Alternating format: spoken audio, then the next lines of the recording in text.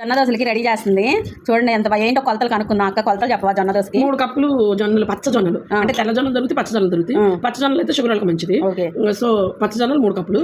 కొంచెం మినపప్పు ఎక్కువ వేయకూడదు. ఒక అరకప్పు అదనమాట. ఓట్స్, అటుకులు అంతే. ఓట్స్ వేసావా దీంట్లో? ఓట్స్, అటుకులు వేస్తాయి. మిక్సీ పట్టేటప్పుడు నానబెడతావా అయ్యి? Okay okay. గంట ముందు. ఇవి పొద్దునే నానబెట్టారా జొన్నలు? ఆరబెట్టాల్సిన అవసరం లేదు. వీటిని డైట్ కూడా మంచిది కదా అక్క. నానబెట్టకూడదు, నానిద్ది నైట్ మొత్తం. అవి పొద్దున్న నానబెట్టి ఇప్పుడు బయట పెడతావా పిండి పట్టి? బయట దోశలకి నానబెట్టారు. మిక్సీకి వేస్తుంది నేను ఇదిగోండి పిండి మిక్సీకి వేసింది. ఇంకో బాగా చేస్తావా? చూడండి బరకేం లేదు, అన్ని జొన్నలే ఇంట్లో. రాగులమ్మా, రాగులు ఏం చేసినాయి పాపం? అన్ని జొన్నలతోనే హెల్దీ ఫుడ్. అదిగోండి అటుకులు అవి కూడా కలిపేసావు. ఓట్స్ అటుకులు కూడా మొత్తం కలిపేసి మిక్సీకి వేసేస్తుంది. పిండిని అయితే బయట పెట్టుకోవాలండి. నైట్ అంతా పులిసాక దోశ అయితే వేసుకోవాలి. Please subscribe.